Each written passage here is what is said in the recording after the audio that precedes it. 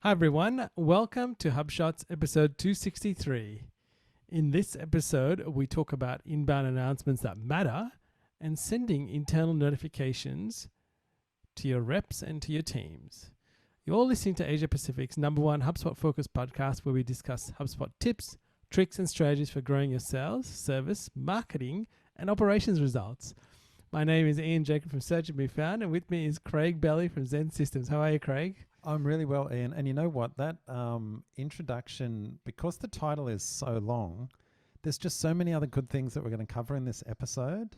And you don't get a sense of it just from the title. So, folks, this is another reason why you need to sign up for the show notes, because at the top of the show notes, you get a little bullet point of all the things that we're going to cover, including stuff of like a terrible sales process that I've just been suffering through recently with a product that I really love, by the way, but really let down by a terrible sales process, plus knowledge bases and new widget there. We've got a tip there, how to use that. Also, we're going to talk about optimizing channels versus optimizing ads within a channel. So many things to go through, but we're going to start with inbound, aren't we, Ian? That's right. So did you actually go to inbound, Craig? I didn't actually. I think probably as I alluded to last episode, I'm just over the whole online events thing. However, there were some special moments, and you actually called me last week and said, have you seen the keynote with Brian and Yamini at the end? Yes. And I was like, no, I haven't. And I said, oh, and you said, you must go and watch this spotlight, especially the end. You told me about it, and I watched it, and I was like, oh my goodness, that was really special. So we've linked to it in shot one, and it's a conversation with Brian and Yamini being asked questions, and the one at the end about they've been through personal hardships and difficult situations is quite, what's the word, Ian? It's touching, it's moving, it's real. That's right. It's real. And I think that's when I watched it, that was one thing that really stood out to me. You could tell it was heartfelt. It wasn't made up, and yeah, it was special. So I'd encourage people to watch it. And like you've said in the show notes, Craig, we can feel confident that HubSpot is in safe hands. Now, talking some of the goodness that's come out of inbound 2021 is HubSpot Payments. Well, this was the big announcement. And by the way, didn't the market react to that? If you look at the share price, HubSpot's share price shot up. I think it was up 11% on that day. Yeah, wow, based on this announcement of HubSpot Payments. And rightly so in some ways, because this is a really useful feature that they're rolling out. Unfortunately, it's only in the US in beta at the moment. And I've been given guidance here locally in Australia. We won't be getting it till early 2022 at best. So months away. And I've got a number of scenarios, not only for myself with some of my personal sites, but also for our clients. I would love to use this. I think it's so good. It's going to take so much friction out of payments. And listeners, just to let you know what it is in case you haven't seen the announcements, it's a very simple way to take payments. It's all powered by Stripe behind the scenes, but you essentially just you can have a landing page, any page that you're building in HubSpot, and you can just embed this little payments widget. It's a checkout, takes credit card details and paid, and then redirect them to a thank you page. It's really nice, a simple kind of checkout process.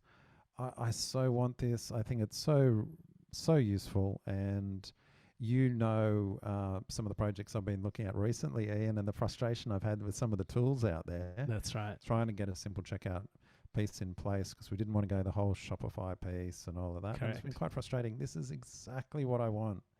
So I'm very much looking forward to this, and bring it on as early as possible.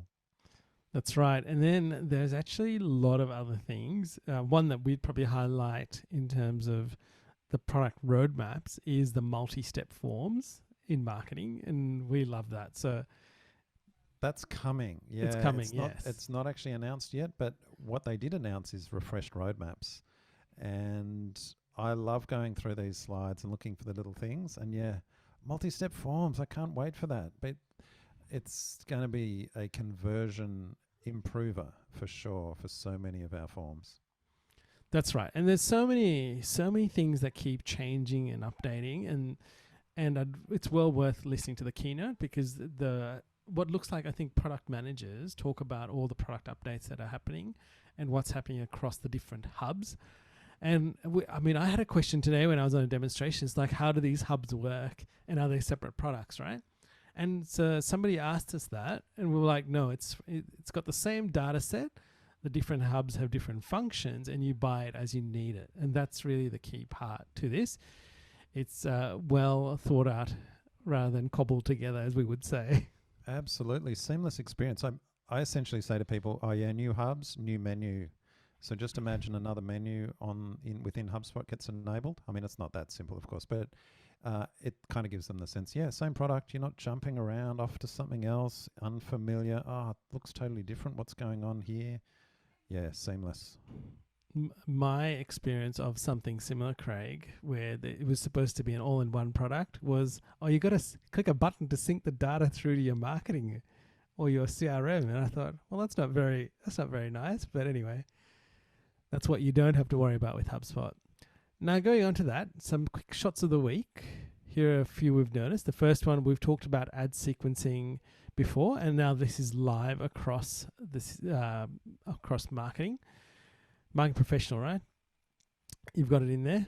And so make sure that one of the things I was demonstrating this to a customer, and because they'd already synced across lists into the systems, they actually didn't have enough lists to do the ad sequencing. So they had to clean up some lists. So just be aware of that if you're going to use that. And then the second one is, now you can quickly copy permissions to new users. And it's something I discovered in a menu today. And I thought, how fantastic. Once you've actually, especially if you don't have an enterprise, if you're going to copy, if you've got professional and you want to copy someone with the same user permissions, this is such a great way to do it. Because once you select that, you actually select the person you want to copy, and you say copy permissions to new users, and then just put the person's email, and away you go. Fantastic. Saving time, as always, Craig. All right, on to HubSpot Marketing Feature of the Week. And this is about using HubSpot Analytics views to filter traffic analytics reports. So I'm going to let you take it away. Yeah, this is really handy. I'm not sure if a lot of people know about this because we don't see it used much, but it's really handy. You create views. You create them in settings, by the way. So you might think, oh, where do I create these views? You go into settings. And by the way, in the show notes, we have a whole video where I just quickly walk you through setting up one in our portal so you get a sense of it. We've also got some screenshots. But you can create views or filters based on countries or domain properties, whether it's subdomain, brand domain, top-level domain. This is really handy for companies. For example, in Australia, we often want to say, I only want to see Australian traffic. So you just create an Australian-only view, and I've got a screenshot of that. Very simple to create AU traffic. And what that means is then, once you've created this, by the way, it works from then on. It doesn't work retrospectively across data, unfortunately. From then on, so set it, and then come back a month later and you can see, say, the past month's worth. But then in the traffic analytics reports, just up the top, you can choose the view and then filter down to whatever the view is. So you might have created the AU traffic report. You filter it down. It not only filters down the graphs, but all the data below, such as the sources and contacts and customers, when they're just filtered down to that view. So it's very handy, especially for country-specific websites where they might get a lot of overseas traffic. So for example, in our own HubSpot portal, we actually get a lot of US and European traffic, but Australian traffic is probably the one that we're most focused on in terms of contacts and customers. We do have some global customers, of course, but it's mainly Australian. And if you're a local business, maybe you only work with local Australian businesses or your country, so then it's really helpful. So check it out, check out the video, check out the screenshots, let us know if you've got any questions. All right, onto HubSpot Sales Feature of the Week. And here's something that people will often ask us about is, how do we notify staff every time a new blog post gets published? And the perfect way to do this is to use the marketing tools so you can empower your sales team and know what's going on. And how do we do this? In essence, the short version is create an RSS email with instant notifications. So and sign up the sales team or people in your business to be on that notification. The first thing you need to do is make sure you've actually got your email set up. So that's the blog/RSS email. Once you've done that and you've formatted it correctly, and Craig, we were doing this together in one of our portals, and it had the old styled template, and you can really easily, in a seamless manner, migrate to the new drag and drop. Gives you the option to do that. So I would encourage people, if you haven't done it, go and do that. Once you've actually created the email and you've saved it for your blog RSS automation, the next thing you want to do is actually make sure that the right people are on that. So what you need to do is go and select the property in their contact information. And if it's your blog, you'll probably have it. It'll probably say blog email subscription. You want to update that value to say to instant, which means that when that post gets published, they'll get notified. Now, it could seem laborious that if you want to go and do this for every single person, click into their contact, then click properties, then go to view more properties, then go and find the property. I'll let you skip all of that. Go to the contact screen, find the people. So if it's your company, just search the company domain. You'll see all the list of people show up. Select the people you want to include on this update. Select them, click edit property, find the property, and update them all in once. All right, onto HubSpot Social feature of the week, Craig. So Service Hub, have you seen this new widget called the knowledge-based most search terms widget? I didn't until you showed it to me. Yeah, I'm not sure if it's been there for a while or I just haven't noticed it, but it's a nice little widget. So when you go in and check your knowledge-based articles, there's a listing of articles. But then right at the bottom, you scroll down, there's this most searched terms widget. It'll tell you the terms people have been searching, also the number of searches, but also whether they found results. So why this is useful is you can see, okay, first of all, what they search for, because that's useful information anyway, but then whether they actually found a result for it.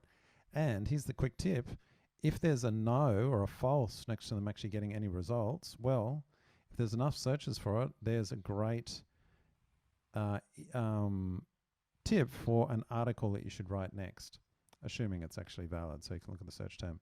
So for example, we actually on one of our knowledge bases had a thing that said, oh, how to do a certain process. I won't say what it is, but there was no result for it. And so it'd been a few searches. We're like, oh, okay, well, let's just create a knowledge base article for that. Thanks. So there's a really quick tip for content ideas. Don't worry about doing tons of keyword research and then search volume and all that. Just check what people come to your knowledge base and search for first. Do that first, satisfy that. And of course, an overall larger content strategy follows. There you go. Quick tip, knowledge base. And there was another new widget, Craig. Was that that was the one you're talking about where people searched and they didn't find anything, right? Correct. Yeah. So they've actually separated those widgets out, which is fantastic, which gives you a whole idea of what you need to address. All right. Onto our HubSpot workflow action of the week. And here, well, further to our discussion on internal notifications. That's right. And this is a really good one. It's a send in-app notification, and you might want to do this in terms of, so there's kind of like two in-app notifications, right, Craig? There's the one that's the in-app. When you're in your browser, you see the little bell, and there's also an in-app, which is the mobile app notification as well. And people might want to do this is because you get, especially sales, I know can get inundated with notifications in their email. And so this is a good way for the less priority things that they need to be notified about to get the in-app notification. All right, a few comments on this. Very easy to set up. We've got it in the show notes. I'll walk you through it. But the first thing is in-app. You get the, as you said, you get the option to send an in-app alert, which means in browser, so it turns up in that bell up in the top right, or mobile push, which means it turns up as a notification on your mobile, not actually within the HubSpot app, but on your mobile overall notifications screen. Then if you click on that, it takes you to the HubSpot app.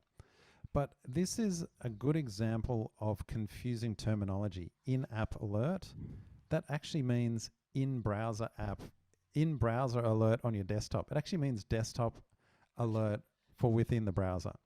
And mobile push actually means mobile notifications that then open your app. So it's just confusing because whenever I think of app, I think, oh, app on my phone. I don't think, oh, the HubSpot Correct. portal in my desktop browser. But anyway, there you go.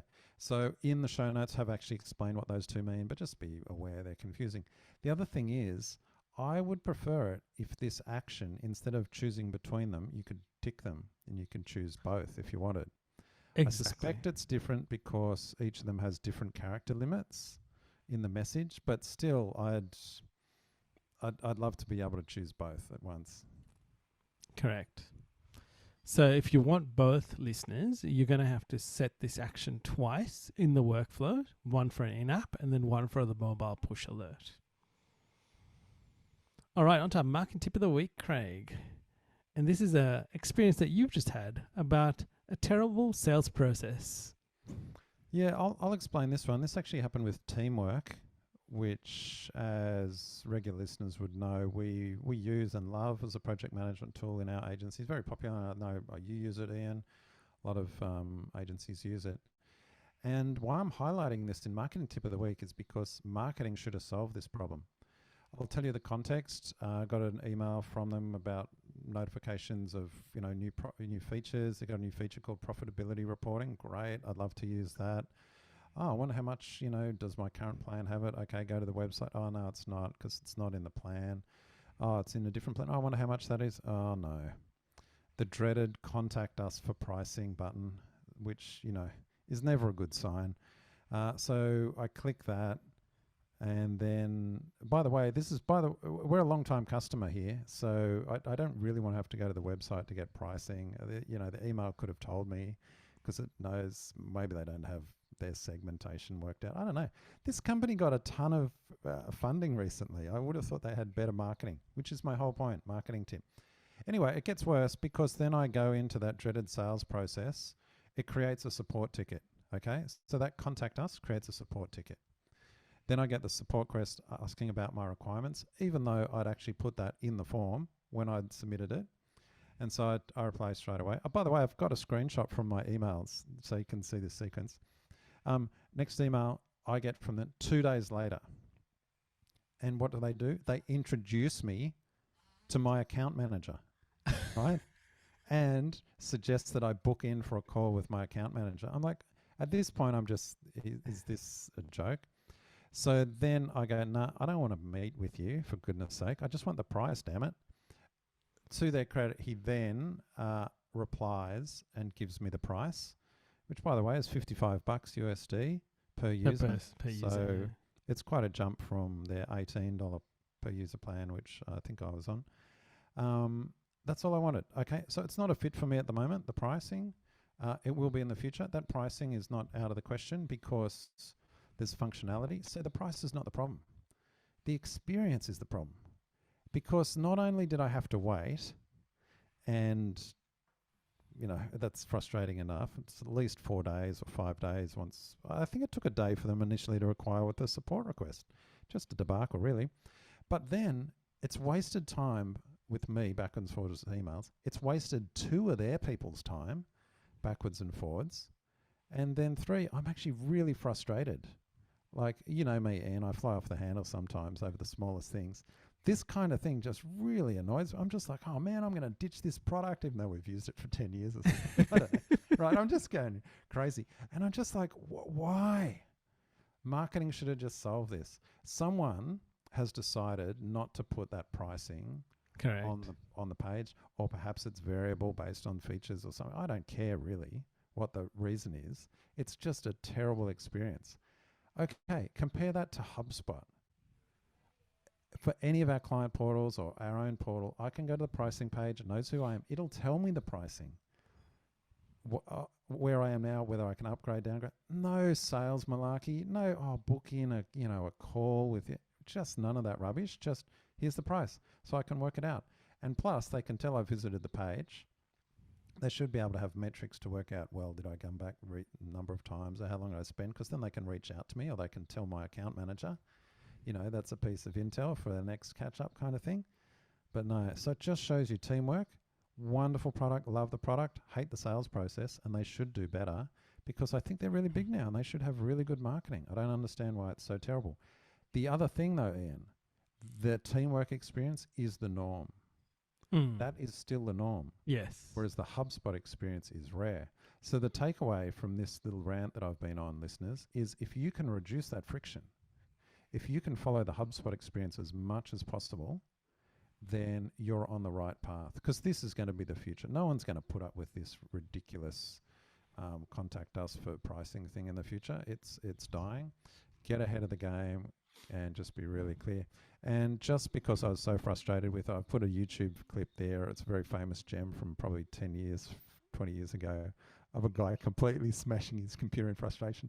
That's how I felt with my interaction with teamwork. So there you go. I'll get off. I'll just finish the rant there, Ian. Now, Craig, you know what's really interesting is on this plan that they wanted you to contact you on, that had the contact us button, it mentions it's a no obligation. So I didn't know that there was any obligation contacting, but anyway, I just thought someone totally missed the point with that. And really, in the description, it looks like a very fixed set of features. You know what you're going to get, right?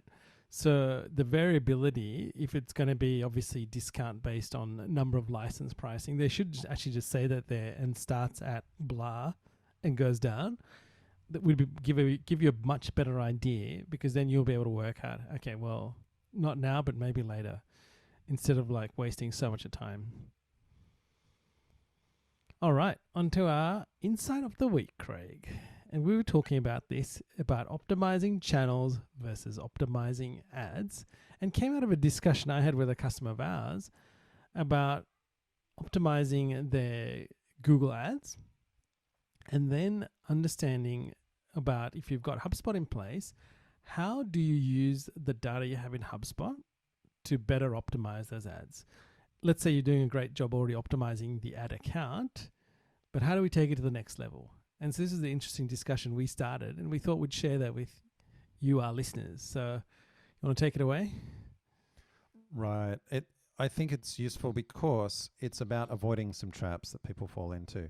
The first thing you need to do is understand what your typical sales life cycle time frame is.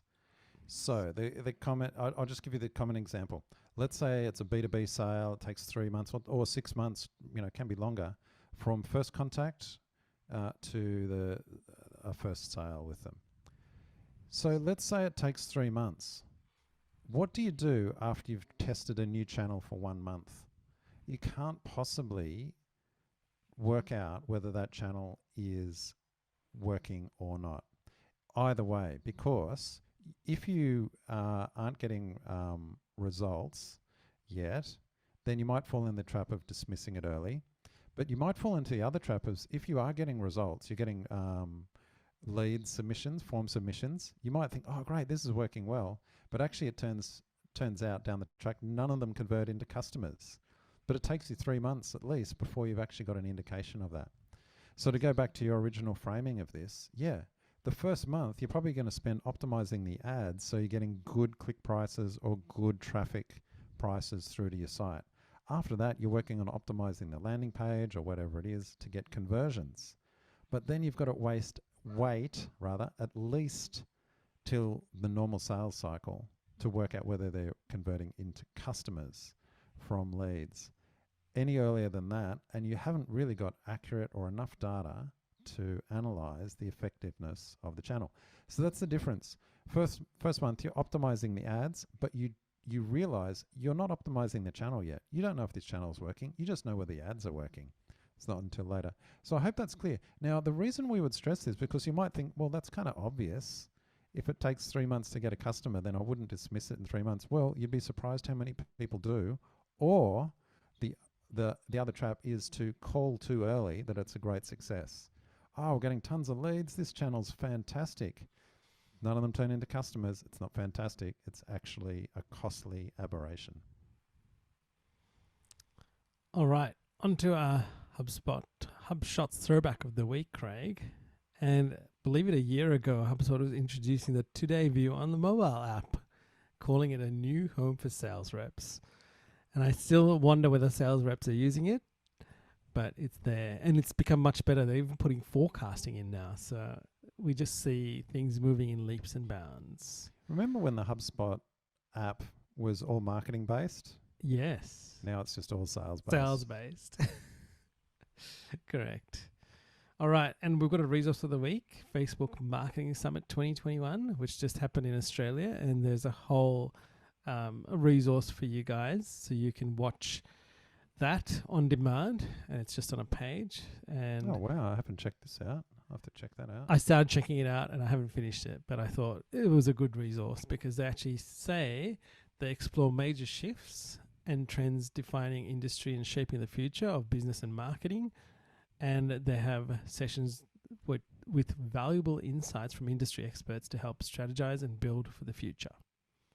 I'll check that out. Interesting. See, it was recorded on 5th of October, just before the whistleblower thing came out about the harm Facebook's causing. So that's right. It'll be interesting to see what they were saying just before that broke. And finally, our quote of the week, Craig, from Brian Halligan. You can't outspend the giants, but you can outthink, outteach, and outhelp them. Well, listeners, I hope you've enjoyed this episode. If you haven't subscribed to our show notes, you need to go to hubshots.com and subscribe. There is also something new that Craig and myself have started. It's called HubSpot Coaching. And if you're interested in that, please put your name on the wait list and we will be in contact with you. You know, I got to say, I've been surprised because we've got a few clients on this now and it's working really well and people really like it. So it's actually a wait list, folks, because getting time with Ian and myself for a weekly session. We've only got limited spots. So yeah, get on the wait list and as a slot opens up, we'll be able to chat with you. But I'm really surprised, and I know this sounds like us talking up about how good we think it is, but I was surprised at just how much we're covering in those hourly sessions each week with clients and how many things we're solving. And I love the fact that on these, you're off fixing one thing while I'm still chatting about a new problem with the client, or you know, you can have your teams on the call, not just one-to-one, but you can have your whole team on the call and we're going through things, and the amount of things we covered and just got fixed or unblocked, I thought I was really pleased with it. So it's working really well.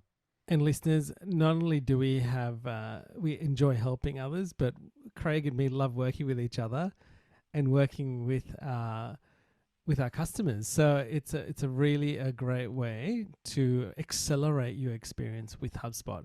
Now, ideally, you want to be using HubSpot, any professional product or enterprise product to make this work really well for you. And that's where we're seeing the best results. So I encourage you to check it out at hubshots.com. Well, Craig, until next time. Catch you later, Ian.